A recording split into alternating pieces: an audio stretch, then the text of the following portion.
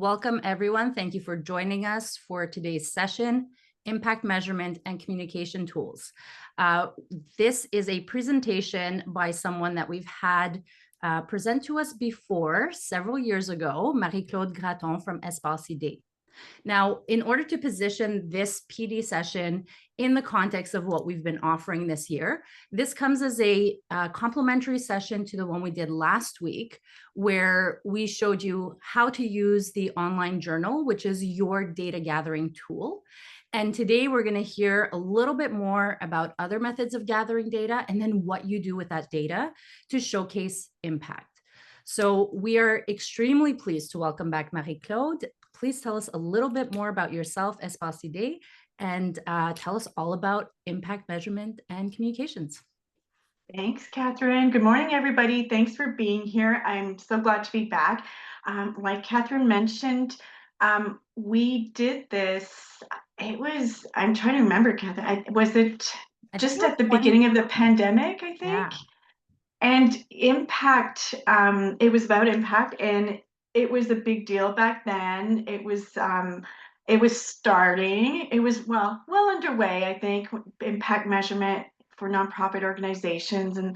But since then, there's just been this explosion. So really happy to be doing this webinar again with everyone. So just to tell you a little bit about myself, Espace is, I've started it 8 years ago, and what I do mainly is work with smaller nonprofit organizations, and I provide services like strategic planning, a lot of philanthropy-based services, and communications. The reason I started doing that is I had worked in nonprofit organizations, charities and nonprofit organizations for many, many years, my whole career, more than 25 years.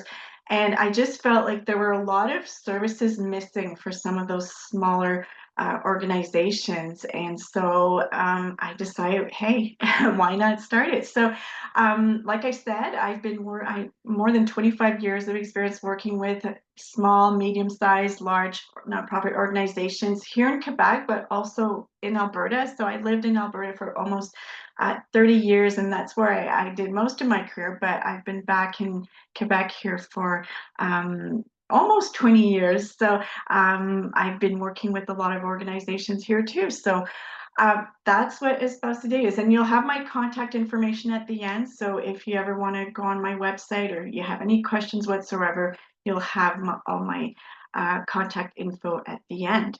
So impact information, impact measurement, communication tools. Like I said, really, really important, where it's just a hot topic that we hear about, not just because it's a trend, but because it's a necessity. And we're seeing it more and more with some of our stakeholders that are requiring that we demonstrate this kind of information. So it's no longer a nice to have. I think it really has become a necessity. So that's what we're going to talk about. And I'm going to show you ways that you can measure and then communicate. But I really want to emphasize that the whole point of this is not to create extra work for you. It's not to complicate things, because we know you're super busy. I know that you don't have dedicated resources to do your communications and to do these reports. So we want to try and bring you tools that are easily applicable for you, that are realistic, and that are relevant to your own situations, because I know all of you are probably very different. So let's get started. I'm going to show you, I love this image of the iceberg, and I often show it when I do this presentation, because I think it reflects so well what impact measurement and communication is all about. So like it says here, the information that we often communicate to our stakeholders, it's just a tiny little piece of what we could be sharing with them. But often when we go deeper, when we dig a little bit, that's where we start to find a lot of really rich information. And sometimes it's that kind of information that speaks better to impact than some of that more obvious info. So, when I talk about the tip of the iceberg, I'm really talking about things like, just the obvious things that when we do reporting, right? The normal statistics that we always talk about. But when we go, like I said, when we go a little bit further and we dig and we start to look at those statistics or translate them or try and go beyond them, that's when we can really uncover some really, really great information. And that's what's going to speak to the impact that you're having in your community. So that's what we're going to look at, is how can we do that? So let's start off on the same page here. We want to make sure that we're all talking about the same thing when we talk about measuring and demonstrating impact. So what exactly does that mean? So it's really identifying and using the information that you already have in your schools about all the work that you're doing and what the effect is on your service users or the issues that are being addressed. It's about being able to show people in very concrete ways why what you do is important, why it's making a difference. So of course what you do is important, right? But why? Why do we need you? And that's what we want to be able to demonstrate. And like I say here, it's about a whole lot more than numbers. So again, I'm going to go back to that iceberg. So the tip of the iceberg, often it's numbers, right? It's kind of the low-lying fruit, right? It's kind of the easy things that we go after. But demonstrating impact, it's about so much more than statistics, and that's what we're going to look at. So just want to first share with you why it's important to communicate impact, because I always get this question, well, why should we go through all this extra work and why is it necessary? So there are many, many reasons why it's important to do it. And like I said, communicating impact, it's no longer a trend. It's you have to do it. It's become a necessity for many, many organizations. So one, to communicate your results and meet your reporting requirements. So all of us have to do it, whether it's for funders or partners or your school boards, whoever. We all have reporting to do. So this is part of it, right? So you're already creating some of these reports. So you're going to see, I'm going to talk about this later, but sometimes it's just doing a little bit more, one step further when you do your reports, and you'll get to some of that impact information. To demonstrate credibility, accountability, and transparency. So yeah, it's great to have numbers. It's great to have those statistics. But again, like you'll see that sometimes when we go a little bit further and we get to, for example, some of this quantitative information that I'm going to talk about, it's a true example. This is where we get it. This is where we can say, okay, now I see what you're doing and why it's important. To demonstrate that funds were used as they were intended. So for funders, so if some of you work with funders, if you receive donations, grants, things like that, you'll know that it's part of the game in philanthropy today. Like I said earlier, at Espace, we do a lot of work around philanthropy, and that's another, I don't want to call it a trend, but it's important today. We don't have a choice. Donors are expecting that we show them how money was used. So it's not enough for funders to just give out the money and there you go. They're expecting us to report back and tell them what impact we had with those funds. To create better visibility and raise awareness. So you'll see that, after I go through the methods, you'll be able to use them in so many different ways, and it goes beyond reporting impact. I mean, you'll be able to use them in so many communication tools, and they're going to be there to raise your visibility and your awareness. It goes beyond impact. It's going to become one of your communication tools to tell people about your mission and what it is that you do. To help you develop relationships with stakeholders. So again, I often say that, yeah, we're always wanting to go out there. We always have to develop new relationships. But, what are we doing to take care of the relationships that we already have with our stakeholders? And one way to do that is by communicating impact regularly. So keeping them close to us and making sure that we can renew those relationships and we keep those going on a long-term basis. To adjust and improve the services and programs that you're offering. So, when we start measuring impact, this is where we can get some really good, reliable feedback from some of our users. So, you can use that information afterwards to go and make adjustments to your programs and services. To highlight our successes and motivate our teams, students, etc.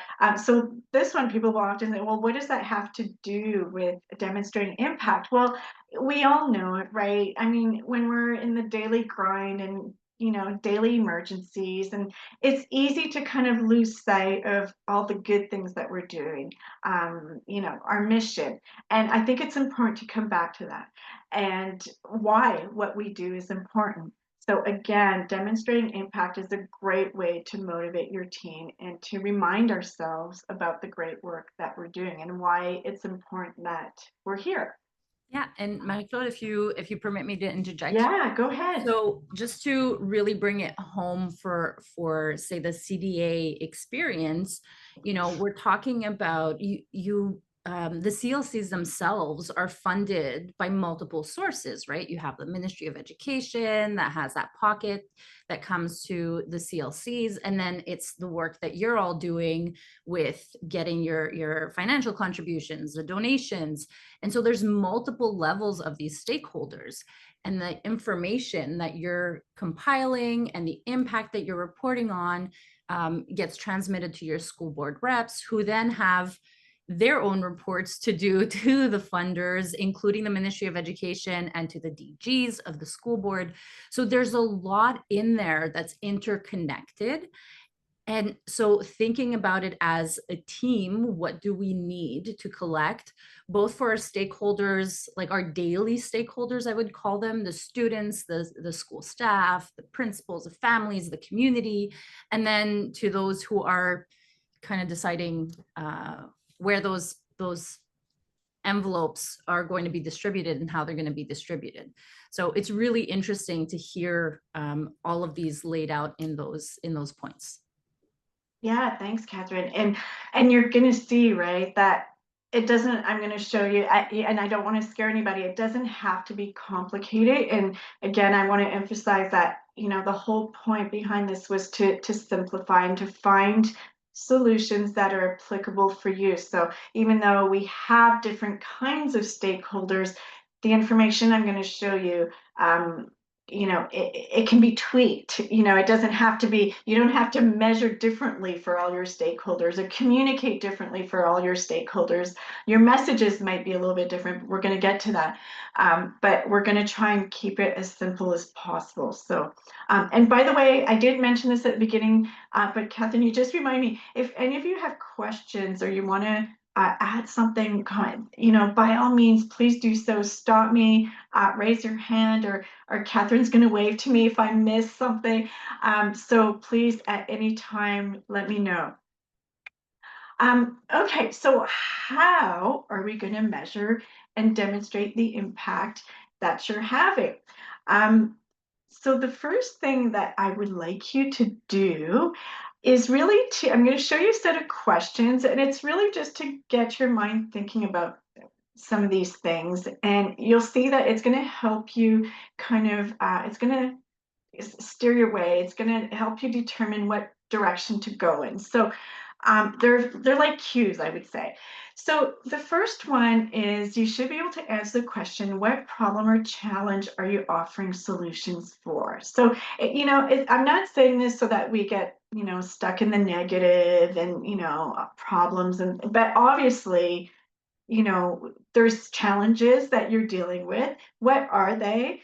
And what are your solutions? That's the first question. So the second one would be, what are your solutions? And what are your results from applying these kinds of solutions? The third one would be, what is the difference that you're making? Or why do we need you? Why do you need to be there for us? The fourth one is, did your solutions bring about a change? And the last one is, how can you demonstrate what success looks like? So at the end of the day, in a perfect world, what does that success look like to you? Okay, so that's going to lead us to what I call, I don't know if some of you are familiar with logic models, but this is what I'm going to use to kind of show you how to measure impact. So it's a really, really simple tool. So basically what it is I'll explain it further, but we can use this to evaluate and decide what it is that we want to measure. And it ensures that we measure different types of information. So here I refer to it as input and output data, but outcome information as well. And don't worry, I'm going to go through this. I'm going to explain it. Okay. So the input information, it's any kind of resources that are invested in your organization. So that could be any kind of the money that you receive, any kind of funding, donations, the time that's invested, not just from staff, but from volunteers. So it's anything that's invested in your CLC. Then that translates into activities, right? So with those resources, we're going to create programs and services, activities, whatever that may be for your CLC, whatever it is that you do. Those activities get translated into outputs. So the outputs are the direct results of your program. So usually these are the statistics. These are the numbers. So like I said there, it's the, when we think of the tip of the iceberg and when we talk about some of those numbers, usually we're referring to output information. And again, that's the results of our programs. What we can do from there is convert those to outcomes. And this is where we want to go. So outcomes are the changes that we see from participants, okay? So are they applying those skills that they learn or that new knowledge? Have they changed some of their behavior, some of their attitudes? Has their confidence level increased? So it's those outcomes that represent those, that's the bottom of the iceberg. And it's really that kind of information that's going to be the true measure of your impact, because that's the change, right? That's the change that we're seeing among our participants. And that's what we want to try and get to. So, and I want to be really, really clear that all of this information is important. It's important we talk about our inputs. It's important we talk about our activities, our outputs. We do that and we do it well, but we have to try and move more towards getting to some of those outcomes as a true measure of our impact. So I'm just going to go a little bit more into detail with some of these. So like I said, there's 4 components. So let's go back and look at them a little bit more in depth. So your input. So what does your CLC invest in programs? So like I said, it could be, here you might talk about what your funding is, who your staff is made up of. For those of you who have volunteers, any kind of equipment, materials, technology that you use, your partners. This is everything that you're putting into the CLC. Afterwards, your activities, you want to talk about what it is that you do. So it's about more than your mission, right? You're going to have to talk about what are your different programs, what are your different services. So whatever that may be for all of you, I know it's different for everybody, but whether it's homework assistance or after school programs, family services, I know I'm probably missing a lot here. You do a lot more than that, and it's different for everybody, like I said, but you have to really lay it out and tell people exactly what you do. That's going to lead to your output. So all those activities the activities that you do, you're going to want to measure those, right? So what are the results of all those activities, of your programs and services, etc. So how many activities were provided, how many participants participated, how many programs did you deliver. So I know that all of you are probably already doing this in some of your reporting requirements. So this is information that you already have and that we want you to use as much as possible. But the next step is going to be the outcome. So it's really, really going to be looking at what changes happened with your participants. What were the benefits? So it's getting to that kind of information, like what kind of new skills did they learn? What did they change in their behaviors or attitudes, or what new knowledge did they gain from your programs and services? Have they adopted new practices? Have they taken action of any sort? So keep in mind that it's these kinds of outcomes when people make changes that are obviously more long term. So that's why we say that this speaks better to impact than maybe some of those other measures. Um, be very, very careful not to describe your outputs, I'm sorry, as outcomes, okay? So keep in mind that your outputs, this is what you do, and the outcomes are the change. And while all of it is important and you need to continue to communicate and to measure and communicate all types of information, um, like I said, we're going to kind of work towards some of those outcome um, types of information a little bit more. I know they're not always easy to get to, but that's what we're going to focus on. So I'm going to show you, just give you some examples of how you can convert some of those output information, output data into outcome. So for example, the first one, you have 200 students who attended our summer school program. So just to explain, sorry, the column on the left, your outcome measures, this is typical information. I'm sure all of you do it in your reports. You know, we'll take statistics, measurements that we will measure from our programs and services. So these are just a few examples, and maybe it's not relevant for some of you, but keep in mind they're just examples. I'm sure we could use more from your situations, and we can do that too if you'd like after. But let's say the first one, you have 200 students who attended a summer school program.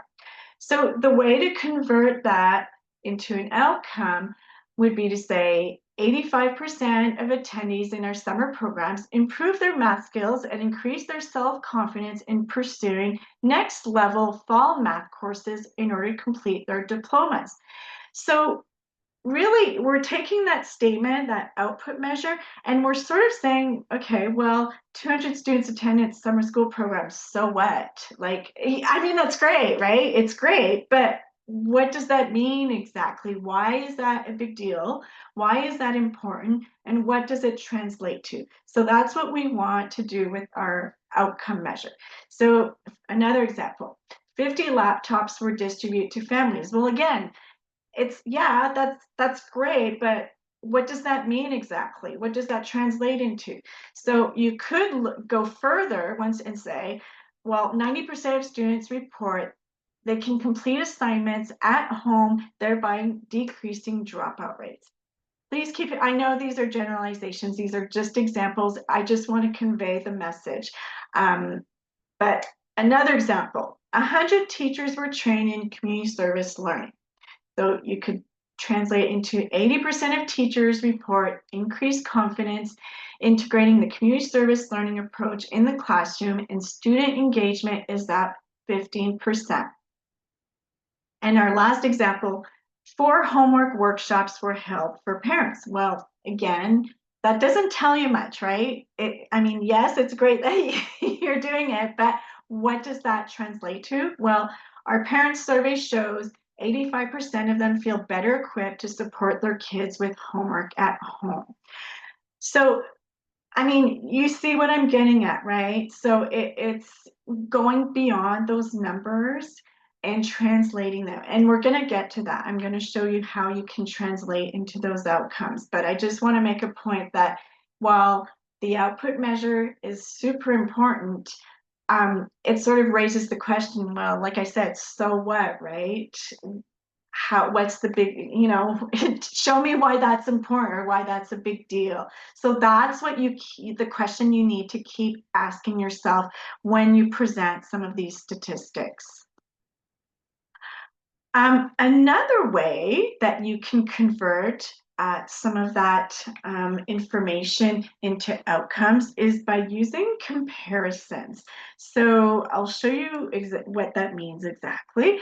Sorry, I'm just gonna get back here. So let's say your statistic is chronic absenteeism affects 16% of students nationwide.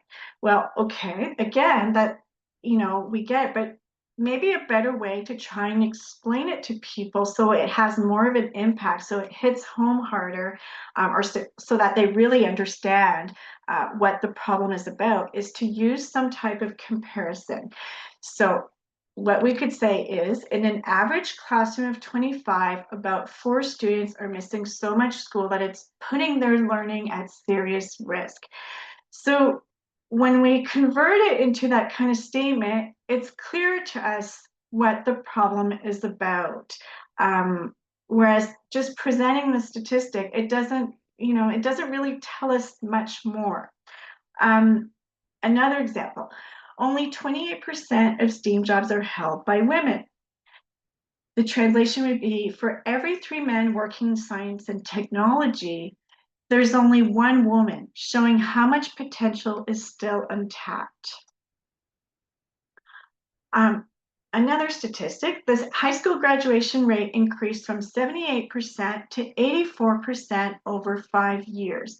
Well, maybe that could be translated into, for every 100 students entering high school today, 6 more are walking across the graduation stage than just 5 years ago. And our last one is, 1 in 4 students lacks reliable internet access at home. So why is this important? What does that translate to? Why should we care about this? Well, imagine trying to submit homework, attend virtual lessons, or research a project without internet. That's the daily reality for 25% of students. For families without strong access, schoolwork can quickly become a struggle, making it vital to communities to help close the digital gap. So you're seeing the difference, right, between just stating the statistic and kind of going that one step further and translating it. It makes a huge difference. Does anybody have any questions or comments or anything they want to add to some of that? I'll jump in really quickly here, Marco, because I'm fascinated by this exercise. And one of the things that all CLCs have is an action plan, and the first page of that is identifying the needs and stating the needs. And that's what I think about when I see this, in terms of, we ask, like, what are the needs? How do you know? But imagining shifting the wording and talking about the needs in such a way, it grabs attention. It makes it a lot easier to make that link of, why are we doing this work? And then I feel like doing this a little bit at the front end, when we're creating these action plans, is going to help bring us back at the end to talk about the impact that we've had, because it gives us something to start with. So yes, as a statistic, but it really brings it to life. It makes it more tangible, more real. It's, a way to really understand it, and to help those who are reading about what the work that you're all doing. It helps them. It grabs their attention, and Yeah, that's yeah, a huge part absolutely. of it. That's exactly it. And there's, be creative. There's so many ways that you can do this. I didn't use this as an example, but I sometimes see it in impact reports when we have to talk about, let's say, regions. Like, for example, if we say, if we give a statistic and say, 80% of students in the region of blah, blah, blah, I've seen some people translating and one step further and say, that's the size of such and such country.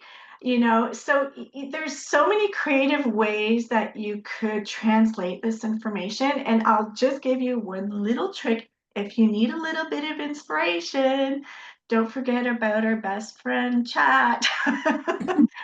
So if you can go detailed with your question about asking, for Canadian examples or regional examples and what specifically you're looking for in your examples, instead of struggling and wasting time and being inefficient trying to, you're racking your brain trying to think of examples, go and look. It's worth giving it a try. It doesn't mean it's always going to be applicable and you might have to rework some of them. But it's a great way to kind of give you a starting point. So I highly recommend you give it a try if you're ever stuck trying to find some of those examples. Yeah. We have a question or comment from Robin. Yeah. Hi, how are you? I'm good. How are you? Good, thank you. So yeah, this is really interesting. It kind of helps provide more of like it gives more of like a why, not just yeah, we're doing this. It's like and why, and give it more foundation. I find another way to really give kind of give more foundation and more of a why to what we do and why we do it is always bringing it back to our action plans and the educational projects. So I try to make that a point to put it in every partnership or on the OMR to say, like, it's not just an activity, it's not just a partnership, it's something that's in this and it's aligned with that. So it gives it more of like a, no, this is important, no, this is needed.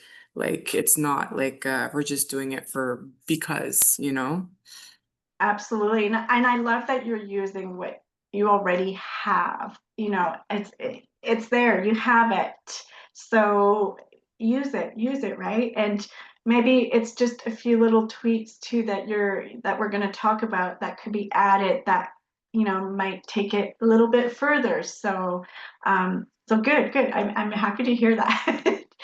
Were there any other questions or points that people want to make or? Okay, I'll keep going. Okay, so how are we going to get to that outcome information that I was just showing you? Well, I can't say it enough. You're going to have to use your input and output data, but you're going to have to translate it, sort of like what I was just showing. You're also going to have to use a combination of quantitative and qualitative data. So I'm going to, excuse me, I'm going to talk about that in just a second. And you have to use different tools and methods. But I don't want this to be scary for anybody. So I'm going to present you some tools, and by all means, I'm not at all saying that you need to incorporate all of these in order to demonstrate impact. That's not, I don't want you to go away with that message. I'm presenting them as a possibility, and maybe it's applicable and relevant for your or your CLC, but maybe it's not at all for your CLC. So the point in some of the tools I'm going to present to you, it's not to use them all. It's just to show you what are possibilities and what could work maybe for your CLC, what's most relevant for your CLC or most appropriate for you. So please, please, please, don't think that you have to rush out and start applying all these techniques. That's not at all what we're saying. So, and again, I'm going to repeat myself. I'm going to sound like a broken record, but I want you to use the information that you already have. So you're already doing some of this great work with some of the reporting that you're doing and collecting some of this information. So I want you to use what you have. But all we're going to do is see if we can take what you're already using, maybe just going a little bit further with it, and maybe getting to some of that really, really cool information. Okay, so I'm going to, like I said, I'm going to show you both quantitative and qualitative tools that you can put in place. I'm not going to spend a lot of time on the quantitative because most of you are doing an awesome job at that already, and you're already doing your measurements and all that. So I'm not going to spend a lot of time there. I'm going to spend more time on the qualitative because that's usually the tools or the methods that people aren't too sure how to incorporate or how to use them. So we're going to have a deeper look into those. So quantitative data, we're going to start with that. Like I said, you're all already doing this, I'm sure. So this is any kind of numerical statistical data that you're already collecting. It's usually information that can be measured in some way or another. It usually answers the 5 W's, okay? It's often information that you have to collect it anyways, whether it's for, like I said, for reporting purposes, for the school boards, for whoever. But if your funders, your donors, if you receive any kind of grants, you're more than likely already collect, or even if you're having to do proposals or grant applications, they're going to ask you for this kind of information anyways, right? So you already have this info. Usually comes from a compilation of statistics or surveys. I'm going to talk about surveys in just a second. Often this is the kind of information that we can easily put into some kind of visual, like a table, a chart, a pie chart, a diagram, something like that. And like I said, I'm sure all of you have this information. I'm not even worried about that. So input and out. So again, your input now, if you think of the logic model, remember the input, your activities, your output, usually this is quantitative information, okay? So the types of information that we're usually including in this category are demographic information. You probably already measured like your programs and your services, the number of programs and services, the types, the number of registrations that you have, or the number of participants who are in your programs and services. If some of you work with volunteers, I'm sure you're measuring the number of volunteers, the number of volunteer hours, the types of volunteer roles, any kind of training that you provide, whether it's to staff, to volunteers, to your participants, that's considered input-output data. Some of the visits that you've had in your programs, all your funding, your financial information usually falls into this category. Any kind of collaborations and partnerships that you develop, if you want to state the number of collaborations and partnerships that you have. And I believe, Catherine, if I'm not mistaken, that is in the report that you shared with me, that I think the CLCs are demonstrating some of that information. I say etc. because I'm sure I'm missing some. I'm sure you're measuring a whole bunch of other things that I'm not including here. I don't know, Catherine, do you want to, is there some that I'm missing from some of the reports and online journals that the CLCs are collecting, or is that kind of a representation of what's there? I think this is a good representation. There's some extra things here, like as you mentioned, that it's data and statistics, like the demographic information in general, like that's usually collected separately. But yeah, the partnerships, the partnership tables, the material donations, what the actual partners did. There is a lot of that nuance, but this is a good overarching view. From those of us who are here today live, is there anything else that's not included here that you track? Yeah, that's it. So I think this is a good global awesome global list. Good. That means we have lots of stuff to work with. So that's good news. Okay, so a lot of you, like I said, are collecting, well, all of you are collecting that quantitative information, but I don't know if some of you have, when I say take it one step further, well, using a survey is one other step that could be taken with some of this quantitative information, where we could get to some of those outcome data information or some of those comparisons that I talked about. So an easy way to do that is with surveys. And surveys, by the way, I put them in quantitative tools, but you'll see that we can get a lot of qualitative information from surveys as well. So I'm going to talk about that too. So questions that you can put in a survey are any kind of questions that will measure opinions, attitudes, behaviors, those kinds of things. It's questions that afterwards you can analyze them, and this information can then be converted into numbers. I'm going to show you some examples afterwards. If you do use a survey, make sure that you're really clear on what it is that you want to measure, because that's going to help you decide what kind of questions or the format of your survey. So is it like a satisfaction survey? Is it a feedback survey? Is it to raise awareness? Are you trying to measure attitudes or people's people's opinions, that kind of thing. So just be clear on what it is that you want to get out of your survey before you create it. How we're going to get to some of those numbers, one easy way is using things like scales, right? So, like you've all seen this, right? So on a scale of 1 to 5, rate from very satisfied to not satisfied. And that's a very easy way afterwards that you can go and convert those into percentages, right? So if you had if you had, let's say, 50 responses to your survey, and you had, however many respond, you can convert that into a percentage and say, well, 80% of our respondents rated our services, they were very satisfied with our services, that kind of thing. So that's a really, really simple way that you can get to some of these translations. With your multiple choice questions, you can use ranking. So rank the following, again, from least important to most important, for example. You can have frequency scales. So again, I'm going to encourage you, this is, if you're running out of ideas or you're not sure, again, we'll go see our friend chat, and we can ask for different models of surveys, different types of survey questions, and you'll get tons of examples of how you can form some of your questions if you're not too sure.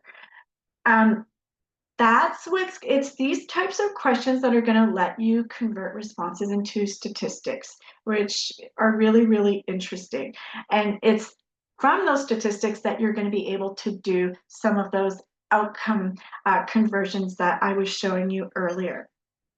Like I said, even though we're talking about quantitative information here because we're talking numbers, you can include open-ended questions in a survey. And when you use an open-ended question, that's more of a qualitative measure, right? Because we're getting at, it's not necessarily something we can measure, it's a statement. But that's really interesting information too, and I'm going to talk a little bit more about that when I talk about the qualitative tools that we can use. There's so many tools that you can use to create surveys, right? Whether it's Google Forms, MailChimp, SurveyMonkey, and they're all free, or they have free versions. And the great thing about using some of these tools, right, is that they can convert that information for you, and you can get it into interesting visuals like the pie charts, different kinds of graphics. So does anybody here use surveys right now? So we have some people raising their hands, a few shaking their head, some are like, sometimes. Okay. Yeah.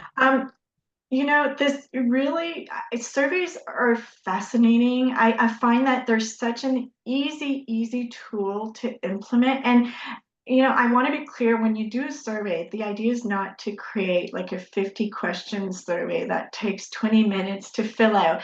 I recently did one with an organization, and there were 2 questions. That's it, 2 questions.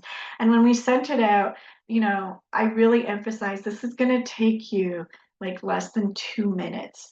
And when you send a survey, make sure you also have to do a reminder, because people, how we all do the same thing, right? We get a survey and, oh yeah, I don't have time right now, I'll do it later, and I totally forget about it. So make sure that if you do it, first of all, keep it really, really short. Tell people how much time it's going to take them, and reminder. And don't give them a month to answer. A week is usually more than enough with the reminder halfway through. But I love surveys because the richness of the information that we can get is really, really crucial, especially when we're talking about impact information. And it is going beyond that statistic, the admin information that I was talking about, the information that you're already collecting. So you'll see that if you start with a simple survey, it doesn't have to be complicated, but you'll see that you'll get some really, really cool information that you can use everywhere afterwards. And it's going to support some of the information that you're already using. So I really, really encourage you to try out that tool if you haven't already, and keep it simple. Yes, and as an example, you all know that at the end of every PD session, we give out a survey with 2 questions and ask you to fill it out. There are only 2 mandatory questions, and another one that you can put your qualitative comments for feedback for us. So thank you. Yeah. Thank you for that prompt. You know what, Catherine, you're absolutely right, because when I do some of these webinars, or sometimes I do a lot of in-person as well. And there's one organization in particular that is so good about doing a feedback survey with the participants after I present, and they share it with me.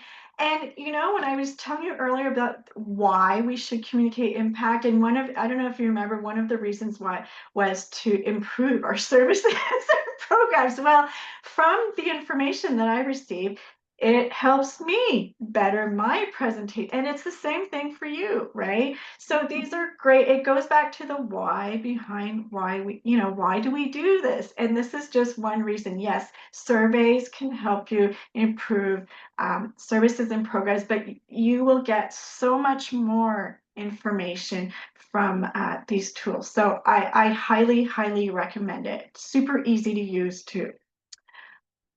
Okay, so we're going to move to the qualitative data. So I'm going to spend a little bit more time here because, like I said, this is the information that I find is maybe a little bit harder to get to. So we're, think of the iceberg analogy again. So we're talking about the bottom underneath the iceberg here. So this is going a little bit deeper. So how are we going to get to that type of information? So first of all, let me be clear on what the type of information it is that I'm talking about here. So it's in any kind of information that is not easy to measure, right? Like, how do you measure a student's confidence levels?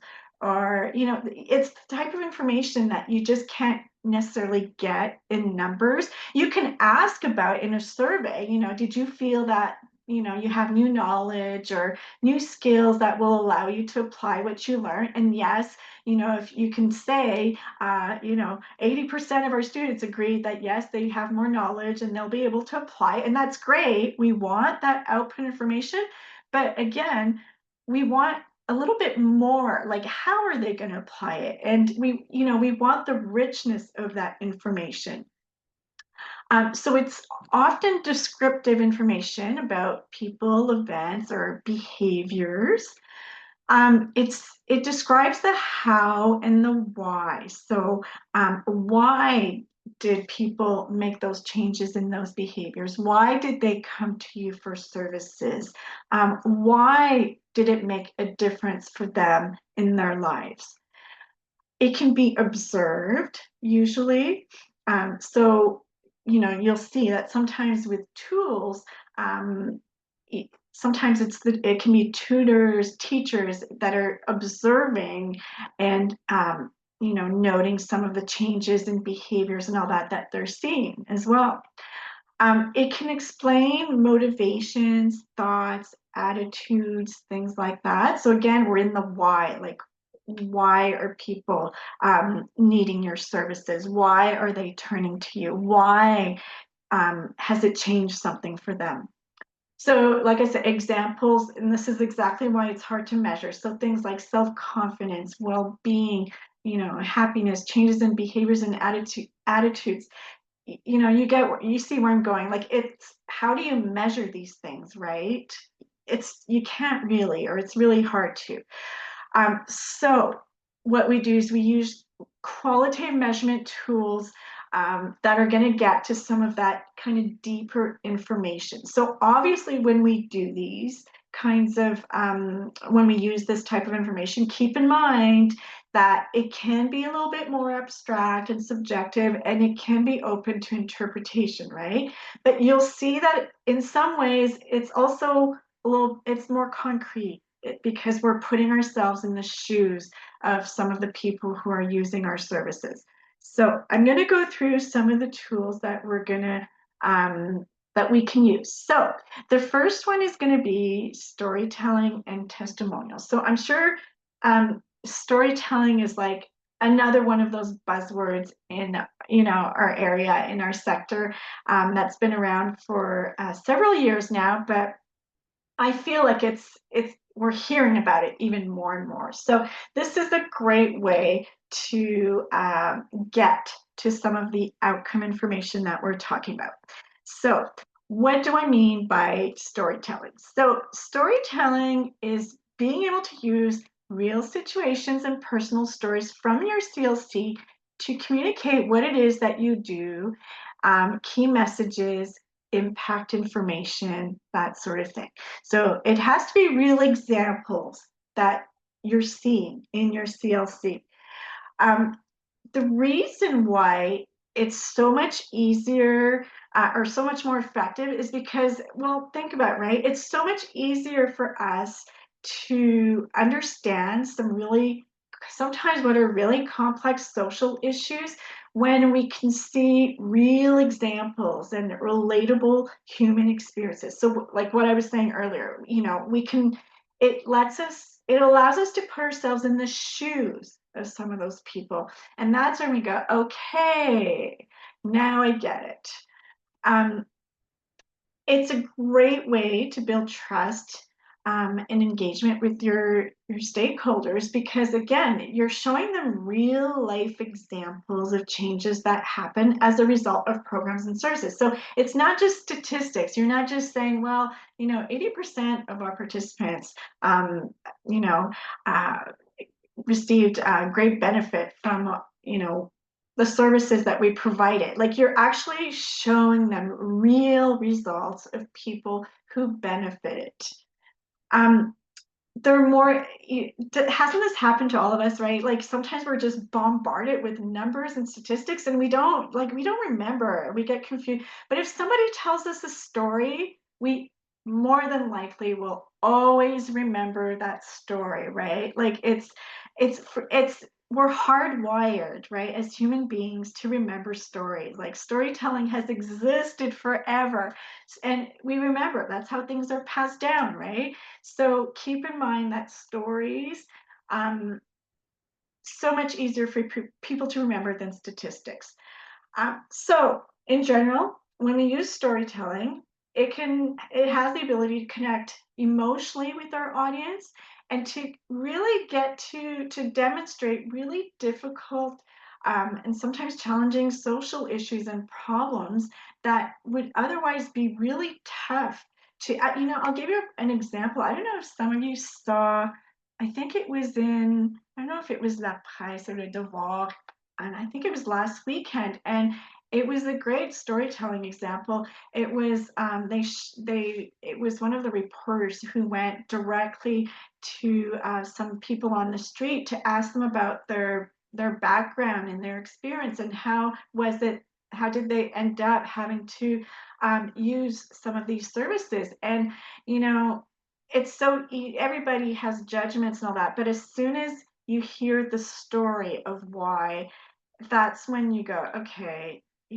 that could happen to anybody. That could happen to any one of us. And so it's such a great way, again, to put ourselves in the shoes of somebody else. So storytelling, I love this tool. If you can use it, um, I really encourage you to.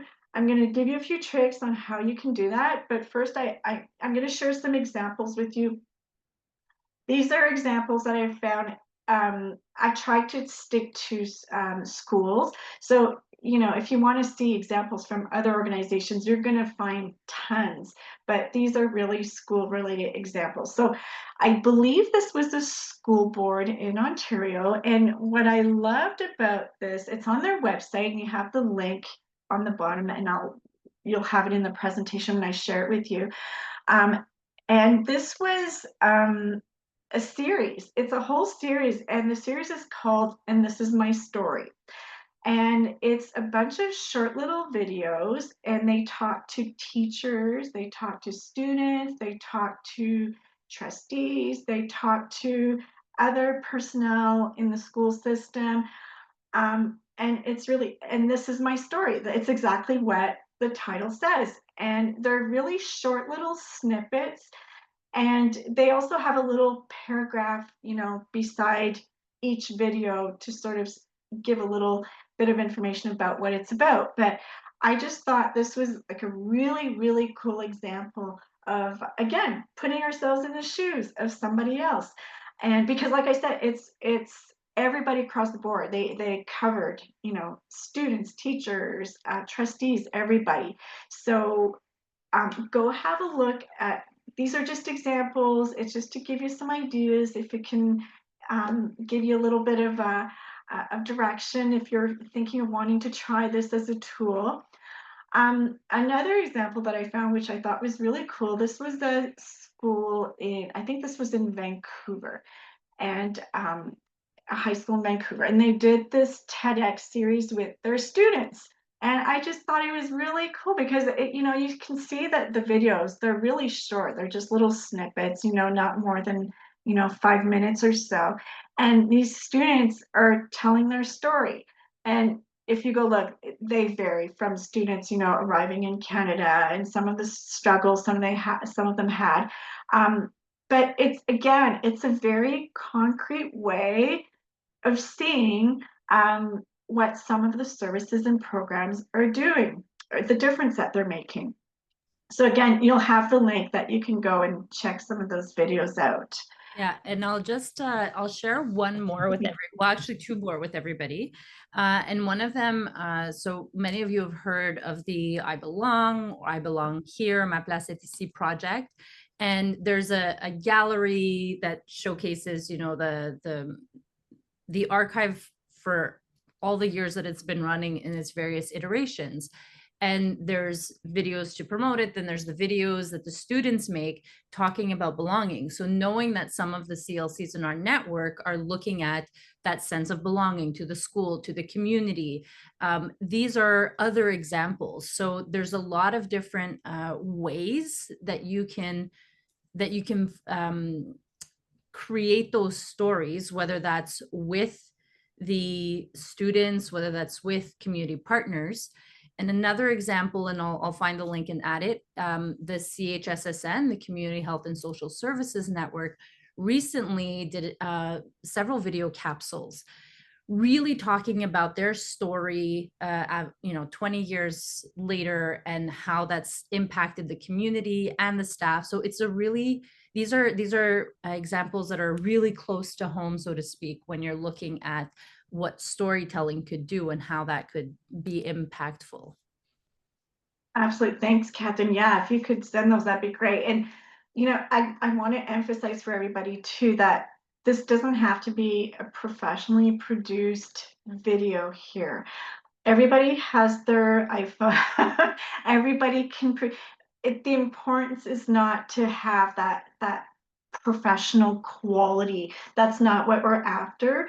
The idea is really, it's the message, right? So play around with it, test it, and you'll become more and more comfortable as you do it. But like I said, try it. You don't know what's going to come out of it, right? Okay, so I'm just going to go through kind of the quick steps of how you can do some of these storytelling, how you can use storytelling. So first, determine who it is within your CLC who could demonstrate with their story the difference that your organization is making. So that's what we want, right? We want to see what difference. So remember at the beginning when some of the questions I was asking about when I said, what does success look like for you? Well, think of that when you're trying to pick somebody, is what does success look like? So and keep in mind, it doesn't just have to be a student. You could be talking, it could be a donor, it could be a volunteer, it could be a staff, it could be a partner, it could be anybody who speaks to the difference that the CLC is making. It can be done anonymous. So often when I say this, or when I talk about storytelling, people will tell me, well, we just can't apply this tool because our people are anonymous and we can't share that information. And I totally get that. I really do. But keep in mind that you can do it anonymously. You can use narration. You can just not identify participants. You can use fictitious names. You can use stock photography and images. So there's all sorts of ways that you could do it anonymously. So you don't have to reveal who is behind some of those stories. But the reason when I was saying earlier that you have to find a real example is because it shows, and you know it too, right? Sometimes we see commercials on TV and they try and make it look like it's a buyer of such and such a product, and they're giving their testimonial about how satisfied, and we all know how fake it looks, right? Well, the same thing kind of applies for this. Like, if you find a real example, it comes through that this is a real example. So even if you don't share, it's anonymous, try and find something real at least.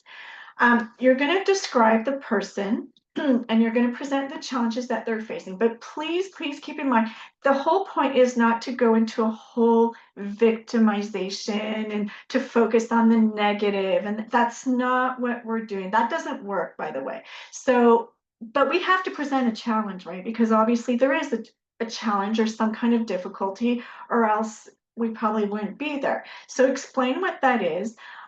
In the case of like I said, a volunteer, a partner, a donor, you could ask them what they perceive as the problem or difficulty, and why they choose to help and do something about it by volunteering with you or giving or whatever that may be.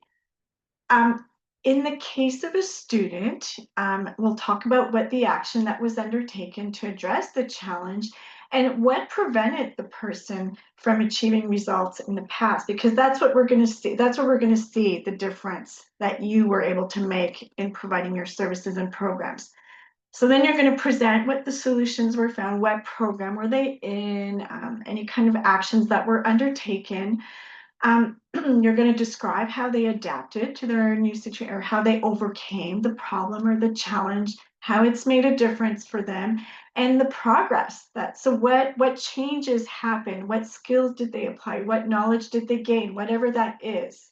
Or like I said here, what is it that they can do now that they maybe couldn't do before? Always include a call to action. So, this could be something like the recruitment of volunteers to help you in your programs. It could be to make a donation. It could be to subscribe to your newsletter, to go and follow you on social media, whatever that is. If you have people's attention and you've been able to capture it, then make sure you have your call to action so they go one step further. Remember to use visuals. So storytelling is great, and like I said, yes, you can do it anonymously, but if you're going to do it anonymously, however you're going to do it, attach visuals, because that's how we are as humans, right? We're visual. We need to have that, or else if it's just text and it's text heavy, we're just not going to pay attention to it. Keep in mind that once you produce these, you can use them everywhere. So whether it's on your website, in social media, you can share them by email. If it's a written storytelling, you can put it in any kind of brochures, or you can put it in any kind of reports that you do. et cetera, et cetera, et cetera. There's so many places that you reuse them as much as possible. Okay, so so there's a difference between storytelling and testimonials. So testimonials, when we talk about storytelling, it's more in depth, right? We really go through all the stages of a story. When we talk about testimonials, it's usually little snippets, right? They're short little write-ups usually that we have. It can be videos too, but they're really, really short. And in this case, you can ask people, you can simply ask, your staff, your volunteers, your donors, your users, whoever, to just give you a little snippet of information on why a certain service or program is important for them. So it's a really easy way to get to just little pieces of information. Like I said, one sentence, one paragraph maximum, and you can reuse these. On everything. So just like the storytelling examples I gave, you can use testimonials all over the place. And testimonials are actually probably even easier to share because you can even, if it's a one sentence or one paragraph, you can put them in letters, in your letterhead, you can put them in your signature line in your email if you want. There's tons of places. It's limitless. So you can be creative. You can be anonymous with testimonials as well. And don't forget, if you're going to use a survey, make sure you have at the end of your survey a comment section, because this is where you're going to get tons of testimonials or tons of great information that you can reuse. So you can ask right in your survey for permission from people to use their testimonials. And just a little reminder, that if it is a student, you're going to need parental permission to use some of those testimonials. So I was reminded by Catherine, and I'm so glad you did that, Catherine, to make sure you check with your school board. So I don't know, Catherine, did you want to say something about that? It's just because it's a conversation that's been had multiple times, and there's different, as you said, there's different ways that you can go about it. There's some people that, if there's photos related to it, they won't show the face, but all of these have to do with permission. So especially when it comes to minors, as always cover your bases, err on the side of caution, and make sure that you have those permissions. And if you don't, Claude gave a lot of good ideas. You can use either there's a lot of different apps and websites where you can even create cartoonish versions of things. So there's a lot of different versions. I would always say err on the side of caution and go for anonymous, even with the adults, if you don't have explicit permission. Absolutely. Just to give you a few examples of student testimonials. So again, you'll have the link here when I send it out. So this was done, like I said, testimonials, often we see it's little blurbs, a little sentence or paragraph. In this case, like I said, you could do video if it's a really, really short little video. Here on their website, this is the school board as well, it's student testimonials. They have I think it's an international program, so they had students traveling to different countries, and they have just short little videos about a student giving a testimonial about the program, traveling in that country and what it's done for them. So you can have a look at that. Really, really short though, or else if you go into something longer and you develop it, it becomes more storytelling, which is okay too. You can totally do that. But if the idea is to do little snippets, keep it short.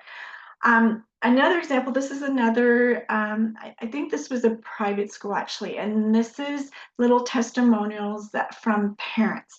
So here what I found was interesting is they did both. So they put the paragraph that kind of describes, why it's important for these parents, why the school is important for the parents, but they also did it as a little video. So you can do both. Here, they have testimonials just in writing.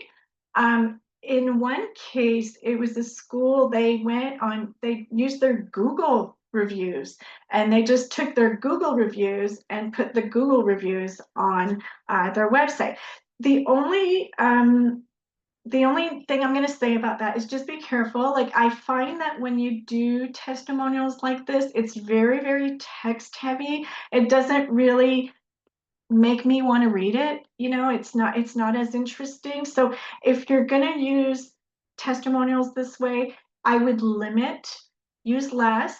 Like I said, attach visuals, however that may be, just to catch people's attention and to make them want to read it. Because if you've got too much, people are going to tune out, right? They're going to move on to the next thing.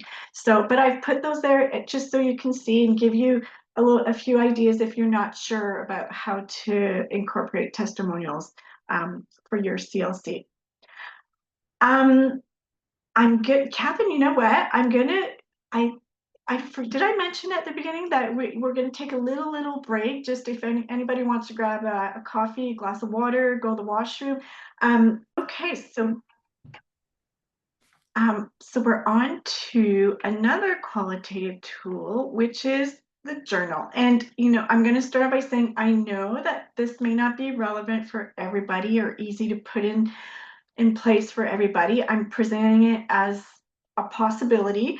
And if it works for you, great. If it can give you some ideas, perfect. And if not, or maybe at another moment, then that's okay too. So with a journal, what we want to do is we want to start collecting really some of that really rich descriptive information. And it's really going to be related to people's thoughts, some of their reflections, their opinions, their interpretations, observations, and experiences. So it's really, really detailed, that deep information.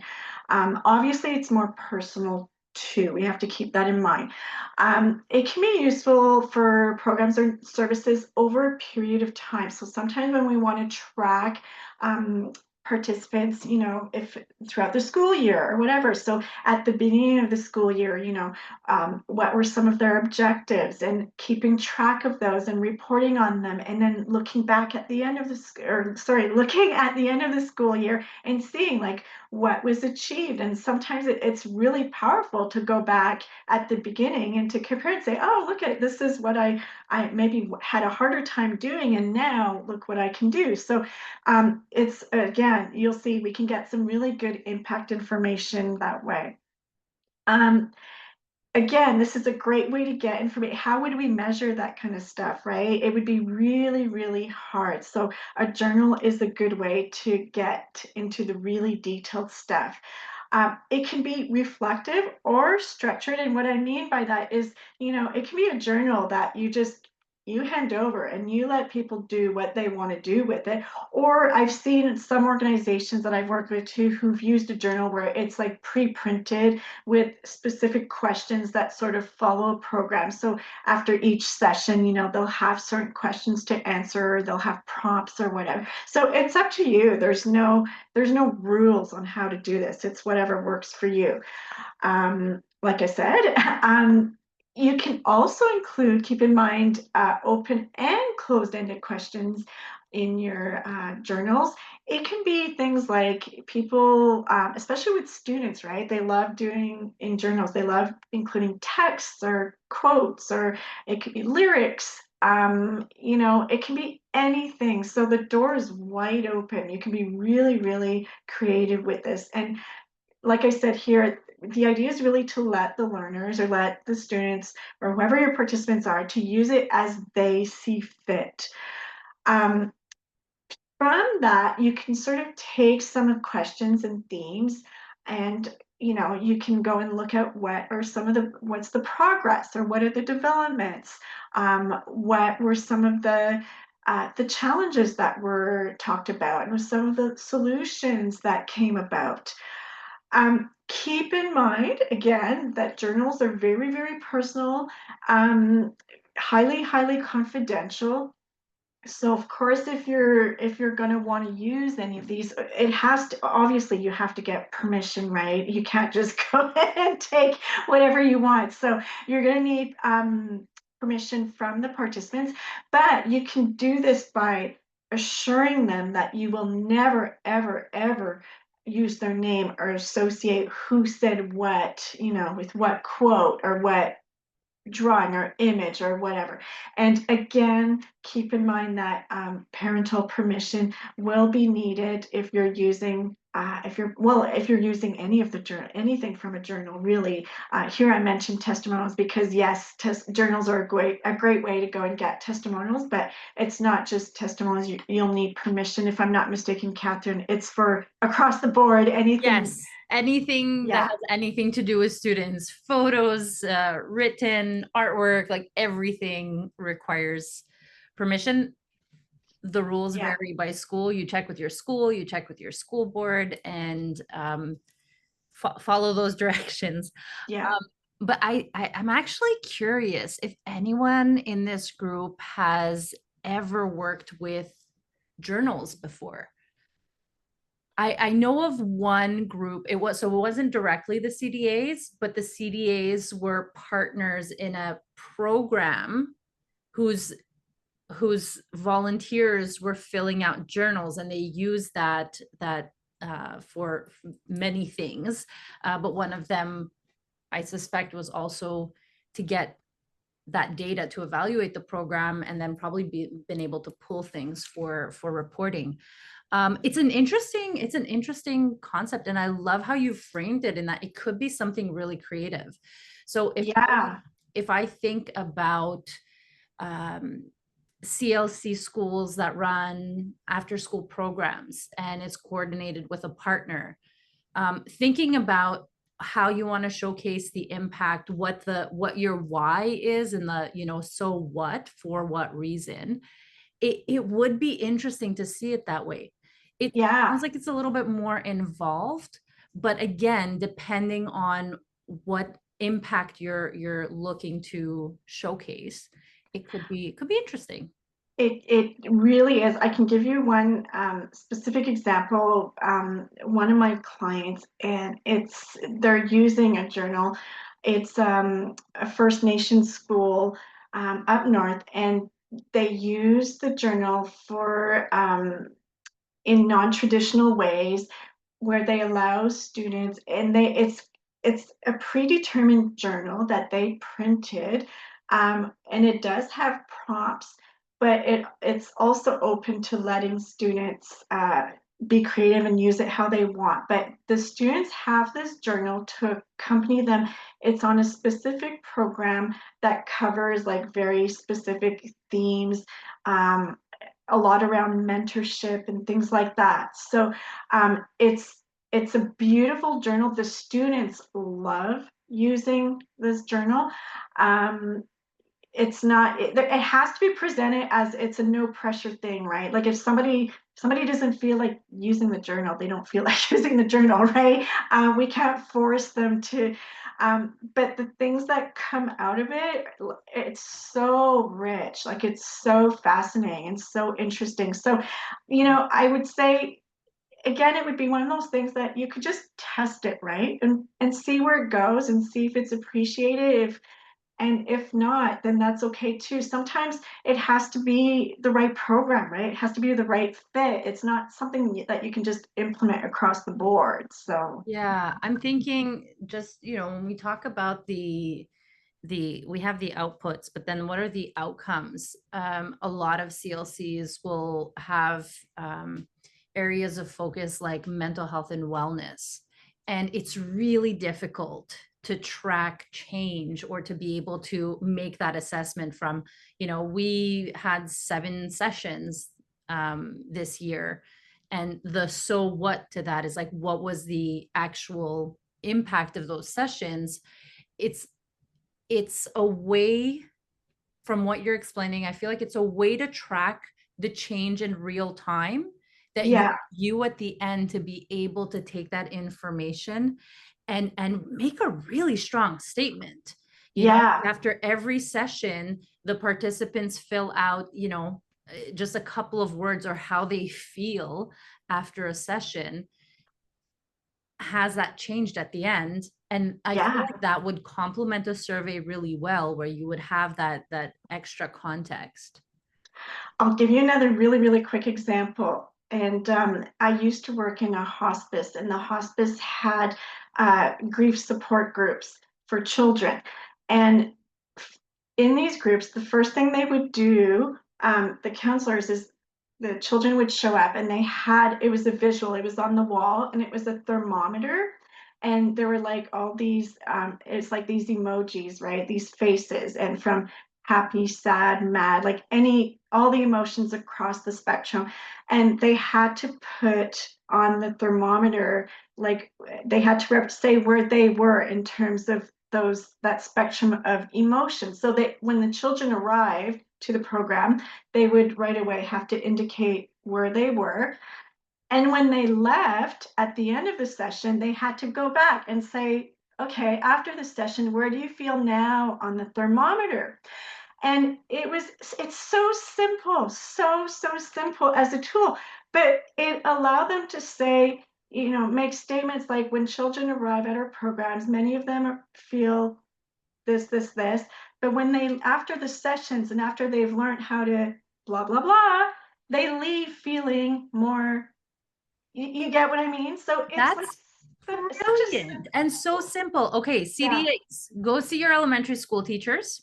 I'm sure they have something like this on their wall that you can probably like photocopy or make bigger. Yeah, I like these examples because it's sparking these ideas of how do we get some of this feedback, not just the journals, but anything. How do we simplify the feedback? But in this case, I like doing it at the beginning and at the end, where it really just is, put a magnet, put a star, put your name, or, another suggestion from a CDA at another session was using 3 buckets with a smiley face, neutral, and sad face emoji. And, we typically do that at the end of the sessions. But what if you had people coming in and putting a little pom-pom or a ball into each, like, how are you coming in and how are you leaving? That's like simple, but really powerful stuff. Exactly. And just remember that if you're using those tools, like track them, somehow. You're not using names, there's no participant information, but track the information and make sure there's some kind of measurement in there, as simple as it is. So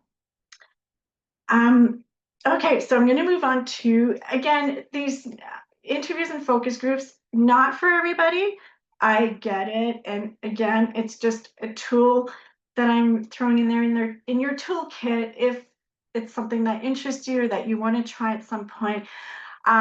So again, when we're doing interviews and focus groups, we're getting to that really rich information about people's experiences. So with interviews, keep in mind, these are individual experiences, opinions, motivations. So we're going to get to the why and the how behind certain behaviors or attitudes or problems or challenges, that kind of thing. Obviously, when we're doing an interview, we want to use open-ended questions as much as possible, and prompts too, like, can you expand on that? Just to keep getting to the details. Keep in mind too that the only, I don't want to say problem, but if you're going to do an interview, you have to transcribe after, or even if you're not transcribing word for word, you have to have some type of analysis in there, right? And you have to kind of summarize into major themes, things like that. And it's going to have to be kept confidential. But what you can do is sometimes, as you're summarizing what came out of the interview, again, that's where you can get to maybe some testimonials, or maybe that's where you can get an idea to start doing some storytelling with somebody. So actually, when you're doing storytelling, often it's an interview form, right? More or less. So that's what this tool is used for. But like I said, it's not necessarily applicable for everybody, and it's not necessary, but it's another tool in your toolbox. When you do focus groups, we're usually exploring like not global, sorry, but wider collective perspectives. That's what I want to say. So how people agree and disagree about certain things. Usually 5 to 10 participants maximum, I would say. And again, you have to use those open-ended questions to encourage the discussions, and then also follow-up prompts to keep people moving in some of their dialogue. You're going to have to transcribe those too, or again, get it at major themes. But again, it's a way to get information like testimonials, things like that, that you can reuse.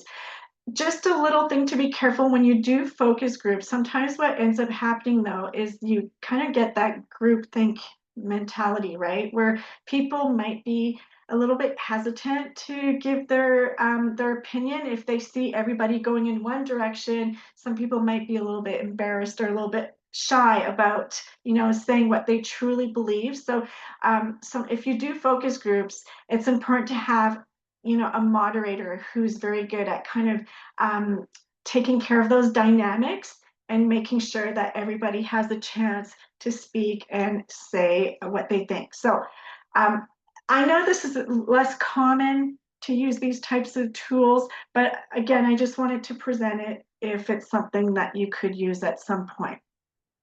So I've just presented the different tools. I think they're pretty simple. I don't think there's anything too heavy duty in there. I think, again, I'm not saying you have to use all of them. Pick the ones that are most relevant for you and try and use what you have. So once you've measured and once you have that information, how are you going to communicate that impact? Because it's great to have it, right? But let's do something with it. So I know it's crucial for any CLC to collect that information, and you already do it. But again, just as crucial is sharing that information. So telling the story of how you're making a difference. So after you've collected all that information, which you have, it's important to convey it and to demonstrate the transparency and the effectiveness and the accountability that you have.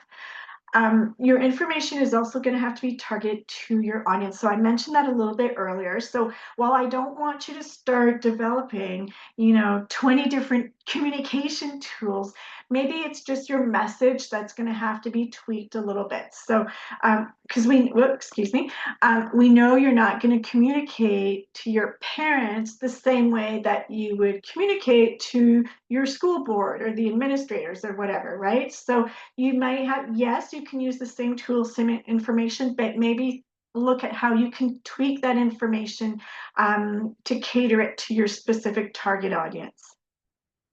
Okay, so these are the tools that we're going to look at. I'm going to cover all of them, so don't worry. So we're going to look at infographics, social media, newsletters, reports, letters, and emails, and an open house. So we're going to start with infographics. So I don't know about you, but I am in love with infographics. I love. I can't say enough graphics.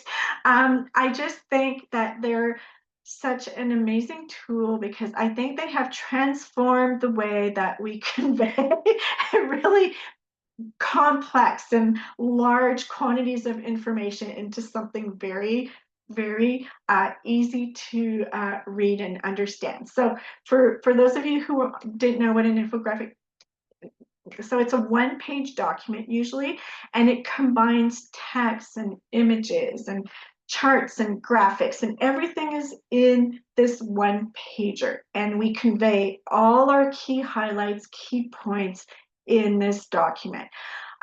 So I love it, like I said, because it can just simplify so much the quantity and the type of information that we have to communicate. And it does it by using a lot of visual techniques, right? So by taking key concepts and ideas and making them just visually appealing. I'm going to show you examples in just a second here. So they're super effective at cutting down large quantities of information into smaller pieces that are so much easier for us to understand, and it grabs our attention. So just to give you an example, I know CLCs don't have to produce annual reports, but for those of you who have seen annual reports or who have worked in organizations that have to produce annual reports, you know how these documents can be so boring and so long and so text heavy, and who really wants to read that? Who's gonna read that? Nobody reads it, right? So what the trend that we're seeing is a lot of organizations, a lot of nonprofits are now taking, yes, they have to produce annual reports for funding requirements. There's no doubt about it, but what they're doing is they're taking their annual report and they're producing an infographic, so like a one-pager, where they're pulling out just the key highlights from their annual report, and that's the piece of information, the tool that they're sharing with their stakeholders. So whether it's their donors, whether it's their partners, volunteers, whatever, they're, instead of sharing the big long annual report, they're sharing this one pager, which I think is just an awesome idea. So your infographic, keep in mind, can combine quantitative and qualitative information. So it doesn't just have to be like numbers and bubbles that pop out. You can have short text, and I'm going to show you in just a sec what that can look like. Your infographic, what's amazing about them is that you can totally share them by email. You can put them on your website. You can put them on social media. You can send them in your newsletter. So really, really easy tool to share and to distribute. Whereas, you know, like a hard copy version of something by mail, it's not feasible. Again, I want to emphasize, like, what's important with an infographic, it's the visual nature of it. So whether you use pictures, images, icons, any kind of graphics whatsoever, really, really important that you add those. You can use tools. There's free tools or free versions. A lot of you probably already use Canva. There's Pictochart. There's others as well that have templates for these. So by all means, use them. I will be the first one to admit, however, that I am not good with Canva. So if you have people like I do in your in your surround, I know a lot of volunteers and students, friends, and who love playing. For them, it's fun to play in Canva. So use some of those resources if you have to. They're super user friendly. It's just some people love playing with them more than others. So have a look at them. Maybe it's a tool that you could incorporate for yourselves in your CLC. So these are two examples that I wanted to share with you of two effective infographics. You'll see the one on the left. I'm not so much concerned about the information. I just want to show you the layout. So they're super colorful. There's lots of information that's packed in there, but it doesn't look like it because they've done it in snippets, right? And it's very to the point, and they've combined it with images, and there's colors, and there's icons, and there's, you know, it's broken down into squares, like into boxes. So it's super easy to, you know, to read a document like that would probably take you, you know, a couple of minutes. But if you were to get that same information in some kind of report or longer document, it would take you forever to read, and you probably wouldn't feel like reading it. So that's the great thing about an infographic. The one on the left, or sorry, it speaks about impact. So you have a lot of cues in there about what you could be measuring. The one on the right doesn't speak about impact. The reason I put it there, however, is I want to show you, when I was saying that you can combine quantitative and qualitative information, well, there you have it. And I apologize for the quality of the image. That's why you have the link. You can go look at this site. They have tons of different infographics. But if you look at the one on the right, again, sorry for the quality. If you, on the bottom, you see the three figures with like the bubble, the quote. And that's a great way to incorporate qualitative information, because you could put testimonials in something like that, in one of those bubbles, and represent it in a very visual way like they've done here. So keep that in mind. It's not just about your statistics or taking key highlights or key numbers. You can put text as well, as long as it's very short and concise. Sorry, by the way, I want to ask, is there anybody using testimonials here? Or sorry, not testimonials, infographics? I can tell you there are. Yeah, I was going to say shout out to Ashley, school board rep at Littoral School Board, who is a whiz at using Canva. I am always impressed when she shares things. And there's the folks at the Eastern Township School Board, I know, that use a lot of infographics. Some of the other participants here, I haven't seen if you've produced anything. But I did want to just show you all I mean, this was created, you'll see the dates on it, but if you allow me, what I can Do you want me to is, stop the yeah, if you share? can stop the share, I'm just gonna, I was looking for it. I said, oh, we have some of these that we had created.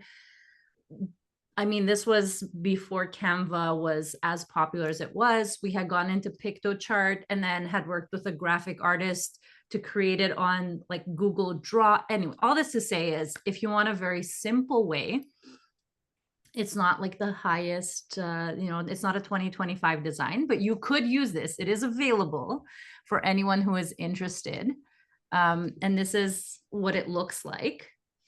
So it's a representation of the things in the online journal. However, there are many CLC schools that produce much more visually appealing ones. This is simple. So if you're just looking at a place to get started, you make a copy of this, you can either download it or make a copy. There's a way you can do that when you're logged in and then change things. So as Marie-Claude was saying, using just the numbers, and then you can have a little highlight, add a photo, put in a little bit of text, a testimonial would be great.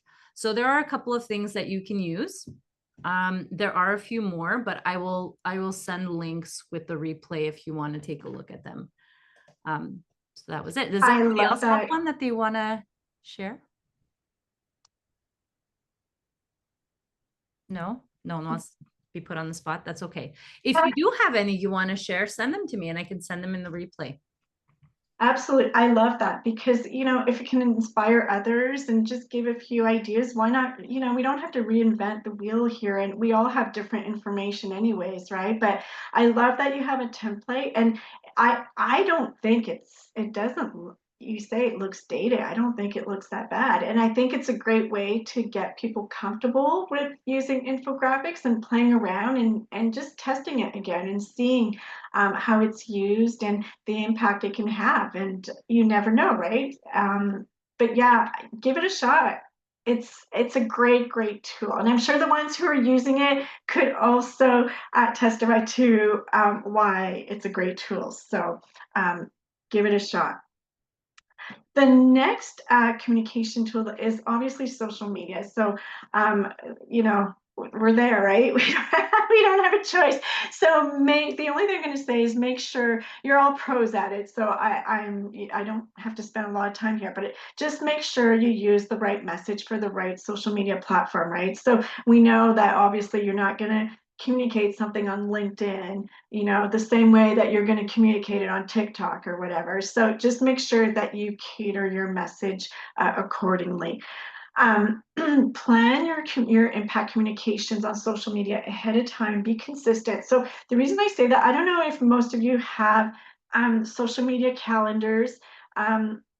But sometimes when I'm talking with some of my clients, like a lot of them say like, oh, we run out of ideas. We just don't know what to put anymore on our social media. And well, think about some of these impact things that we just talked about. Think about sharing a testimonial, or take a statistic, like a visual, a bubble of one of your statistics, and explaining it with a comparison or what it means.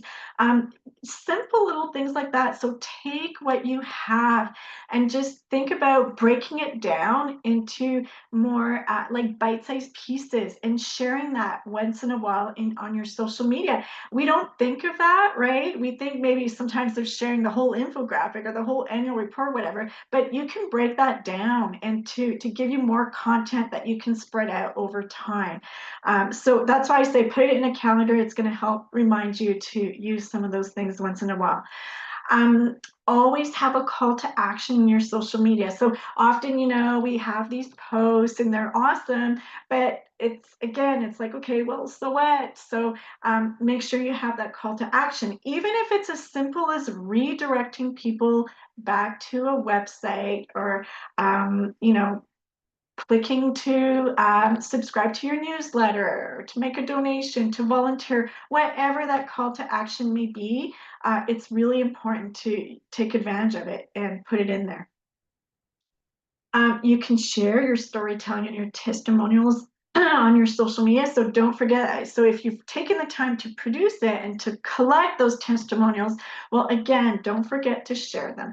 And this is where it's really important, the anonymous nature of it, and getting the permission, obviously, right? So, and don't forget that it doesn't just have to be from the students. It can be from your volunteers, even yourselves.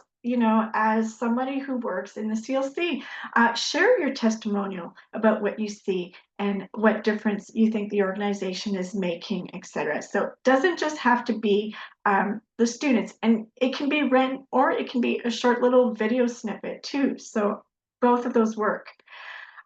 Share your infographics if you've created them. So again, you have the information, you took the time to create it, all that effort. So use it as much as you can.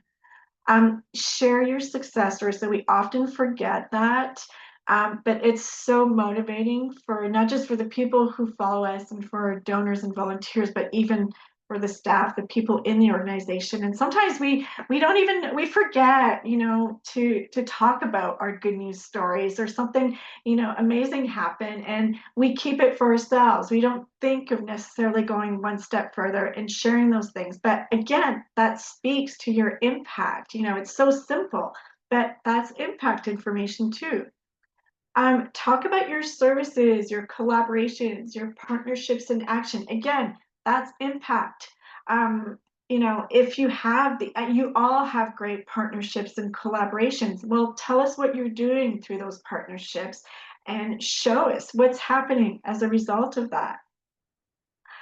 Share thank you messages. So especially for those of you who are working with donors, partners, funders, sponsors, whatever, really, really important to think of social media as a way to share some of your acknowledgement and recognition of the support that you're receiving. Newsletters. I don't know how many people do CLCs have newsletters, some of them? So there is a mixed response. Some do, Okay. some do not. Some contribute to the school newsletter, some contribute to the school board newsletter. So it varies. Okay. I'm gonna, again, it's, the whole point today is just to give you ideas and throw them out there. So if you don't have a newsletter, that's okay. It'll give you some ideas for if you eventually do. So what I would suggest is, if you do have a newsletter, you could add a section that speaks to impact. So maybe you have this already, but you could regularly include some content about impact. So for example, you could profile whether a donor, a partner, a volunteer, a board member, and just tell us about what are their motivations for giving, or for participating, or getting involved with you. And it doesn't have to be long. Again, it could be even in video, just a short little 30-second video, or it can be a little write-up, but get in the habit of showing these regularly. So that's why I say, consider adding a section. If it's not a section, you don't have to do it as a section, but try and think of doing it once in a while, especially if you're running out of ideas for content, which we all do for newsletters. This would be an easy one to include. Present a student or a family member, or participants in, and they can share with you what the impact of CLC programs and activities have had on them. And again, keep in mind, this can be done anonymously, but also getting the permissions that we talked about. You can insert your testimonials, statistics, graphics. So remember when I was talking about taking those snippets of information that you already have, that you're already producing from your reports? Well, think about reusing them in your newsletters. So again, you want to make sure they're visually attractive though, if it's in a newsletter. So attach an image to a statistic, put it in a pie chart, but these are just easy ways to use what you already have and to share it widely. Again, like I said, making sure it's visual because we want to grab people's attention, and keeping them short and concise. So often I see newsletters that I'm scrolling down for a long time to get to the end of the newsletter. And I tune out, as do many people, and you probably do as well. So it's just a little reminder that your newsletters should be really, I always say, not more than usually 4 news items. And I know that doesn't sound like a lot, but people are going to tune out anyways if you give them more. So keep them short and concise. It's maybe better to do them more often, but with less items within each newsletter. Reports, letters, and emails. So this seems like a really obvious one, but we often don't think of these as tools to communicate our impact. So it can be as simple as that, as, with your stakeholders, send them a letter, once a year or twice a year, and, just report back. It can, like I said, it can be an email, just little snippets of information, very short descriptions about what's going on, what are some of your results. Again, those testimonials that you're doing, that you're collecting, are some of those statistics, and putting them into conversions. Keep it really, really simple and reuse, but think about sending this out on a regular basis just to keep people informed. It's a way for you to stand out too, because as much as I would like everybody to be doing this, not everybody is. So it doesn't have to be complicated. Like I said, even if you do it once a year, a short little letter or email, and includes, take the information from an infographic if you have it, or even share your infographic. Or like I said, go and take the reports that you're already doing, take the key highlights, put it in an email or a letter, and share that. So again, this can be done with your donors, your partners, with your stakeholders.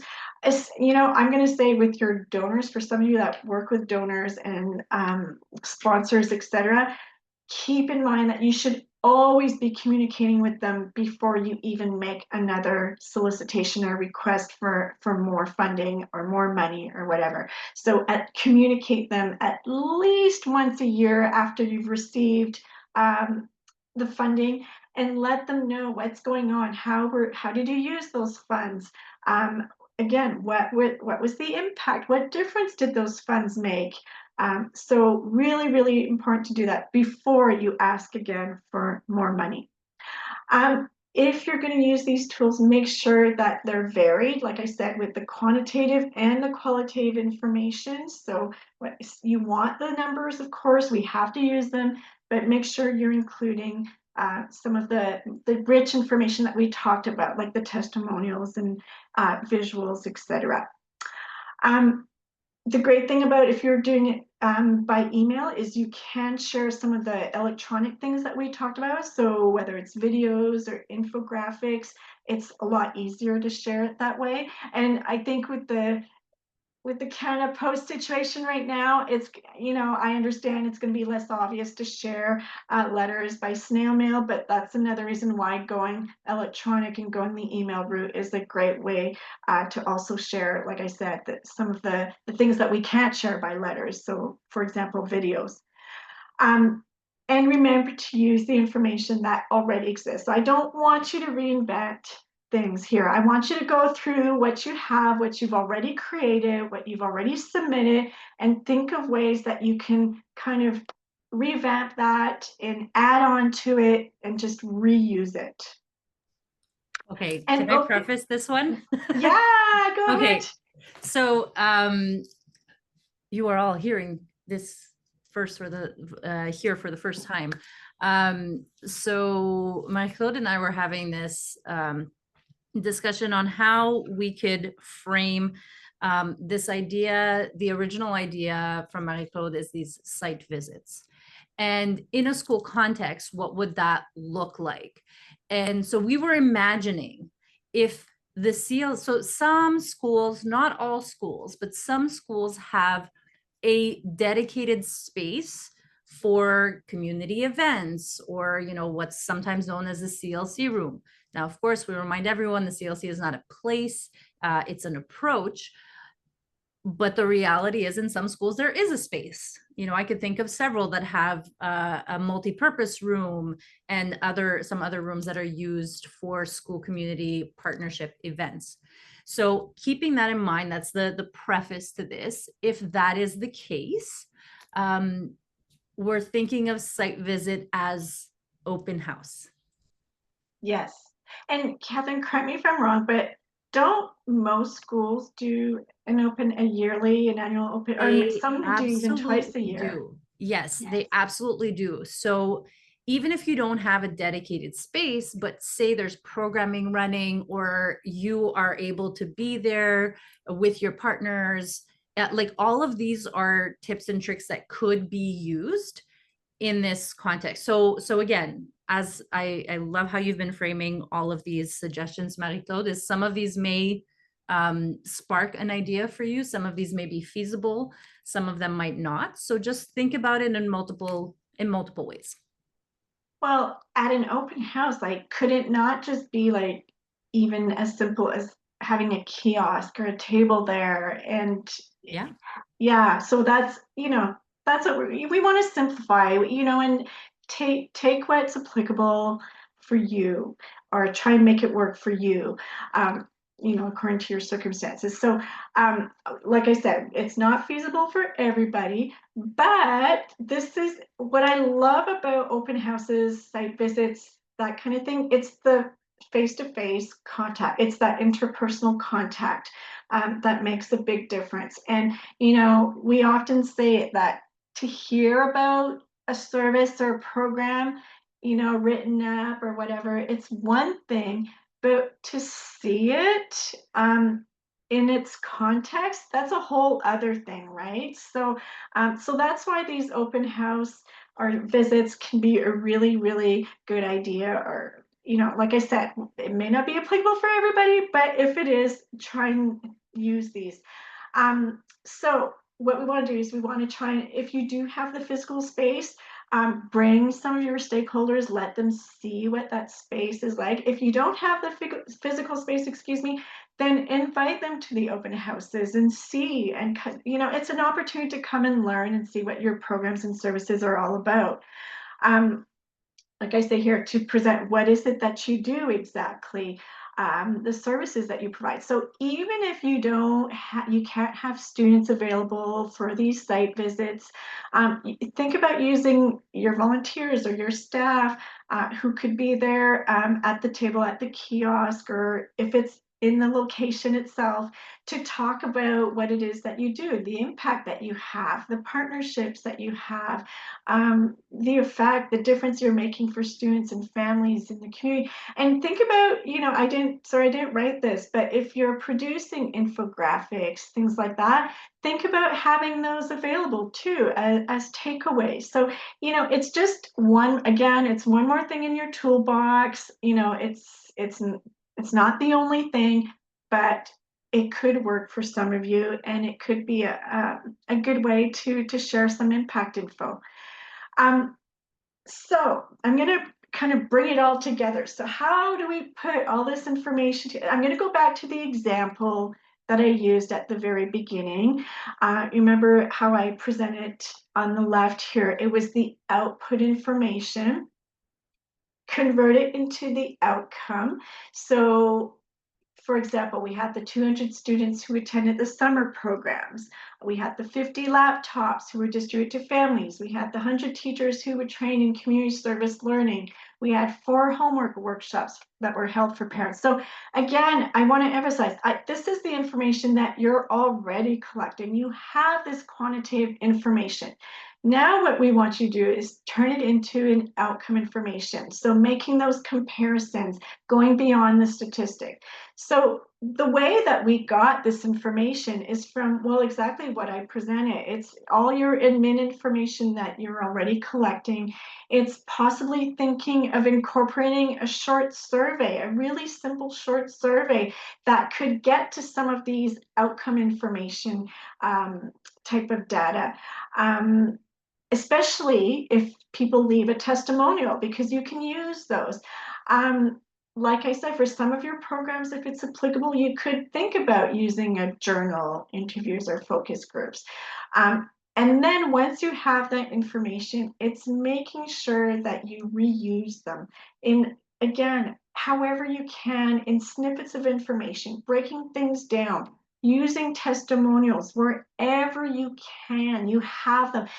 I'm just going to throw this in there. I recently did an impact workshop for it's a regroupement of nonprofit organizations, and there's 15 of them, and we did a little survey to see what impact tools they're using, and 100% of them collect testimonials from their users, their learners, 100%.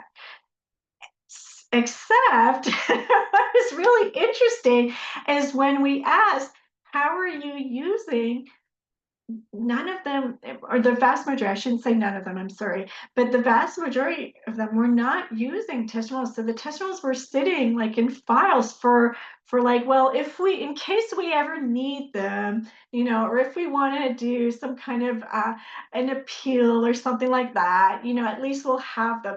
But they weren't using them.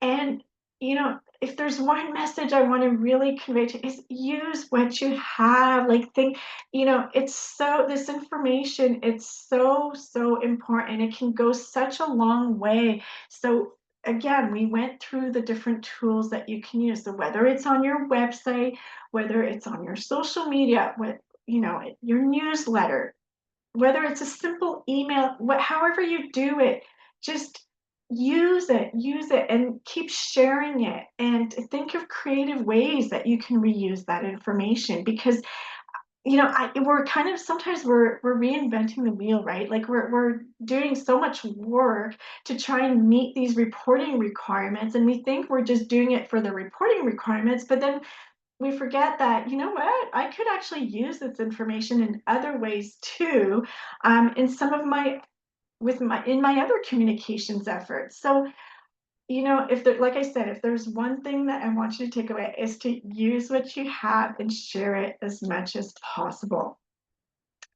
So after you've done all this, what's really important is to go back and review it and evaluate and see, like, some of the things that you're measuring, is it working? Is it not working? What could you do differently? So doesn't matter which tools that you're going to decide to adopt, or however you want to communicate it, you should review them regularly, just to make sure you're not, putting in all this effort for no reason, or maybe adapting if you have to.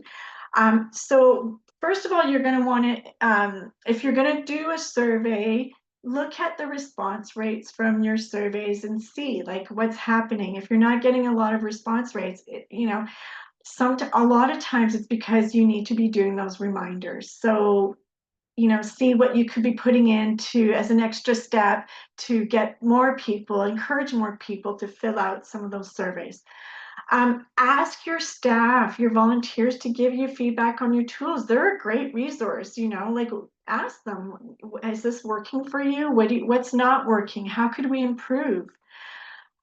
Determine if the measurement tools that you provided were useful information on impact. Sometimes maybe you're going to realize that it wasn't, it didn't really communicate impact. It wasn't that necessary. So always have that kind of that little reminder. Remember those questions I asked you about what success looks like? Well, keep that in mind for your evaluation tools as well. Like, are you measuring? Are you getting to what success looks like?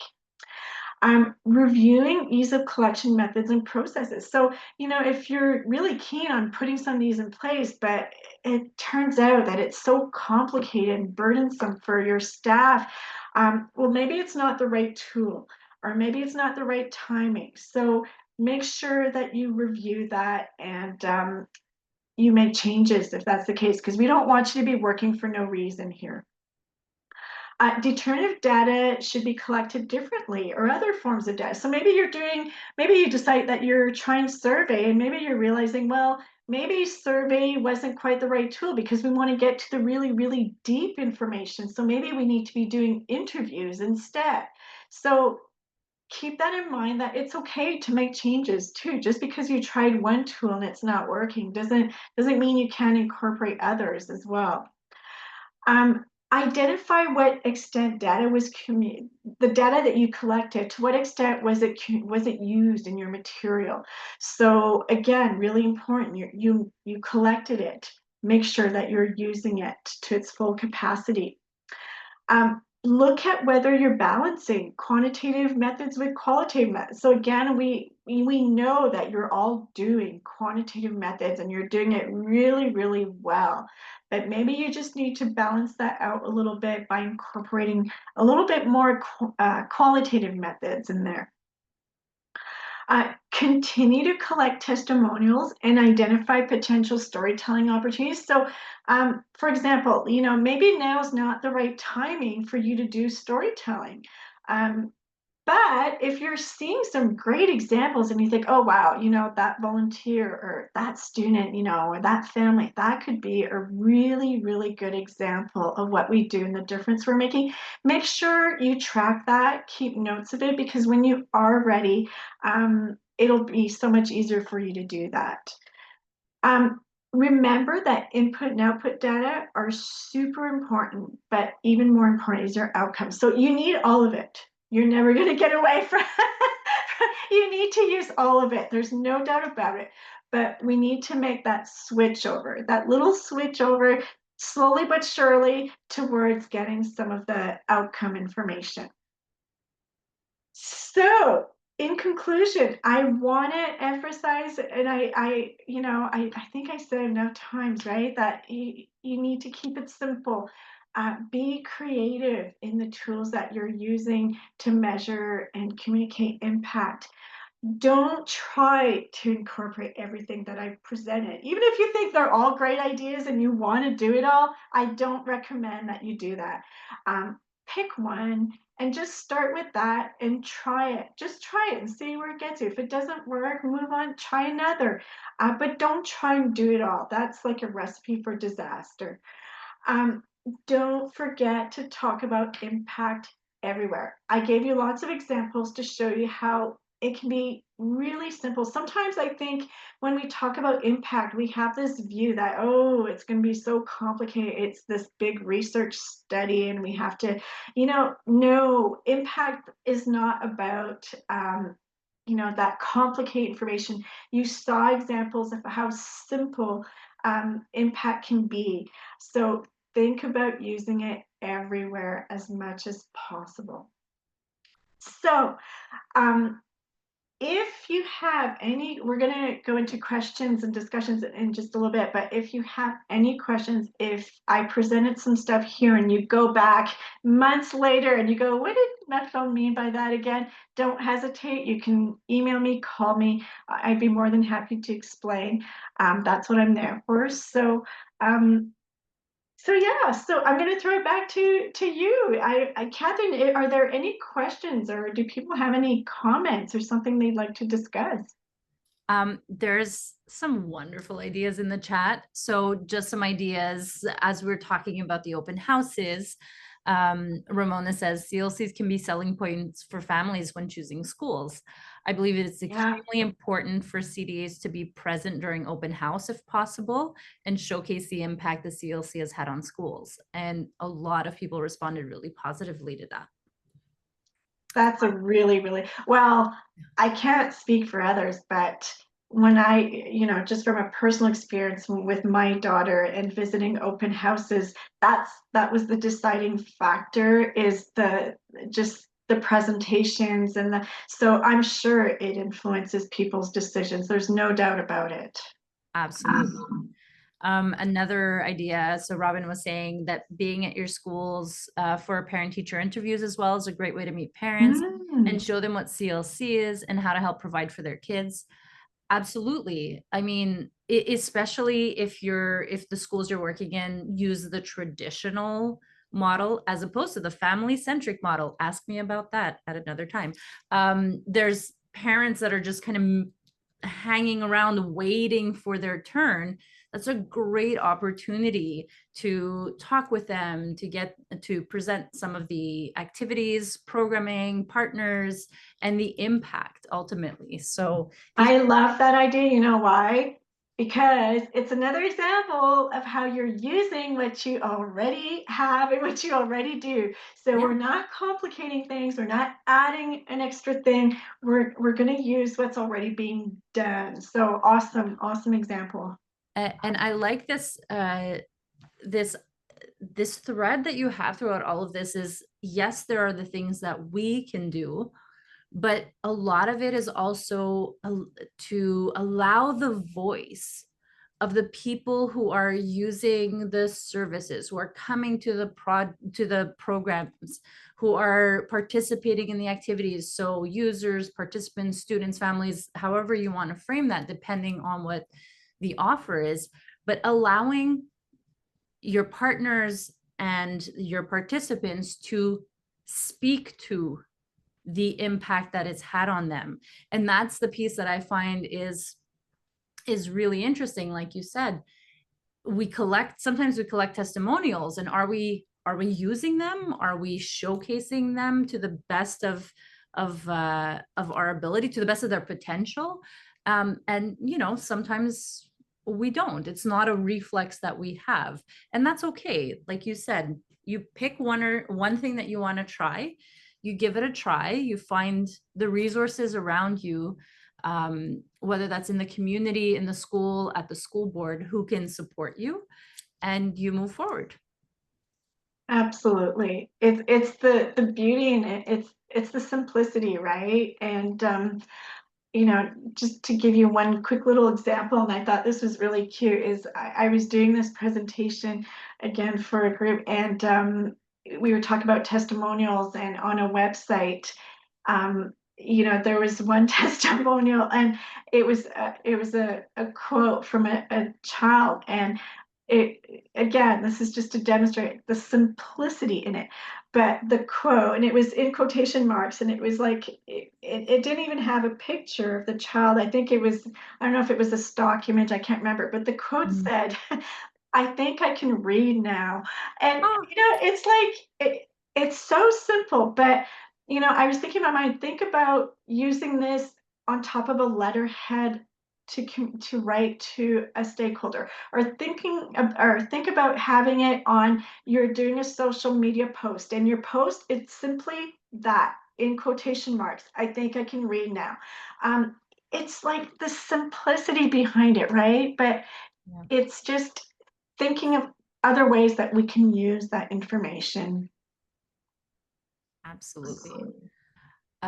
Okay, so I will end the recording here, and if anyone has any specific questions or comments they would like to make, we have a few more minutes with Marie-Claude. So I will say thank you, Marie-Claude, and we'll turn it over to our participants.